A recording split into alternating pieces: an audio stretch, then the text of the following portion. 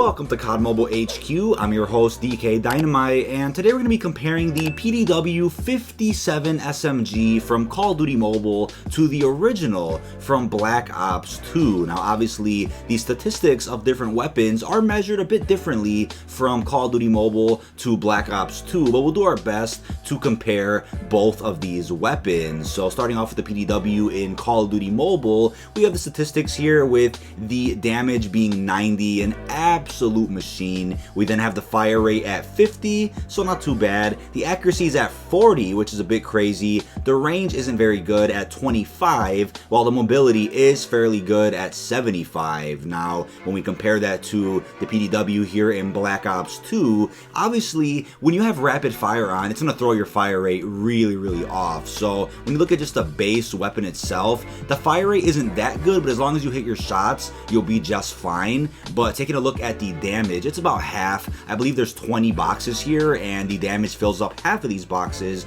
so it's at about 10. But the range also is on par with the one that's in COD Mobile. Not too good. Obviously it's an SMG, so you're not going to be shooting this long range by any means, but the accuracy definitely isn't too bad. It's pretty damn good, probably a little bit better than the one that's in Call of Duty Mobile. But the thing about it is that the damage really makes all the difference. So obviously in Black Ops 2, the only way you can really increase the damage of the PDW is by adding long barrel or FMJ. I wouldn't recommend FMJ because I guess it could help you in some scenarios when you really want to finish off an enemy a little bit quicker, but it's really just used for taking down score streaks. So I really go with the long barrel. It is better for some of those gunfights where the enemy is just a little too far from you, so the long barrel will give you a little bit of a boost when killing somebody. So I always have the long barrel on there for a very slight boost in damage, only one extra box, but obviously helps out the range a lot. The range is obviously a little bit more important than the damage, so that depending on what gunfight you're in, you can always have the upper hand. But I'll always throw in the quick draw in there, obviously helps with accuracy as well, and I'll throw in a fast mags because it does help a little bit with the mobility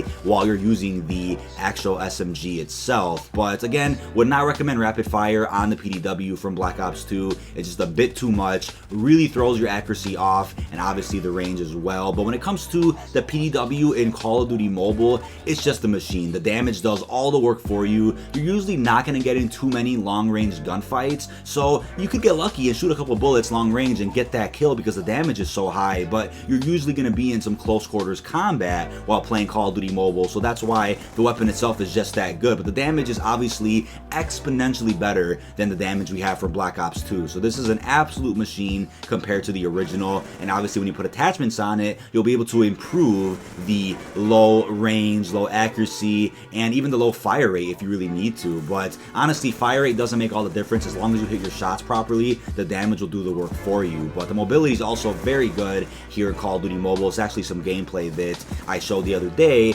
within the firing range comparison we did here on the channel. So we're gonna have a pretty consistent schedule here on Call of Duty Mobile HQ. We're gonna have map comparisons and weapon comparisons every week, on top of updating you guys with the latest battle pass information, upcoming DLC, and all that good stuff with this game. But I'll also throw in some Black Ops 2 gameplay. We have a free-for-all match on the map Vertigo. I believe this is a map in the second or third map pack they released for Black Ops 2 multiplayer. A phenomenal match, went on a pretty huge kill streak, and the match is actually a few years old. I had it saved on theater mode, and luckily the actual gameplay itself stayed on my theater mode files for many years. That was a great thing about theater mode back in the day, where you can literally save a gameplay forever, whereas in Black Ops 3 and 4, if you save a gameplay, it'll disappear after maybe a week or so. And it's also annoying how you can't go into your recent games and bookmark them like you were able to back in the day. Now if you want to bookmark a game in Black Ops 3 or 4, you have to bookmark them via the after action report right after you play that match. So you can't go into theater mode, go to recent games, and save it like that. Nope. It's literally an inferior version of theater mode on current gen platforms compared to the one we had back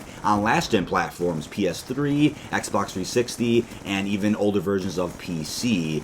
But looking at theater mode going forward, hopefully in the Black Ops reboot for COD 2020, we can get a better version of theater mode similar to the one we had in Black Ops 1 and 2, where you can do these simple things that really make all the difference. Who would have ever known that I would have needed some PDW gameplay 4 or 5 years after I actually played that match? It's just pretty funny. But let me know what you think of the the PDW down below in the comment section. This has been DK Dynamite. Be sure to like, comment, and subscribe, and turn notifications on to stay up to date with the latest and greatest COD Mobile news and information, and peace out, everyone.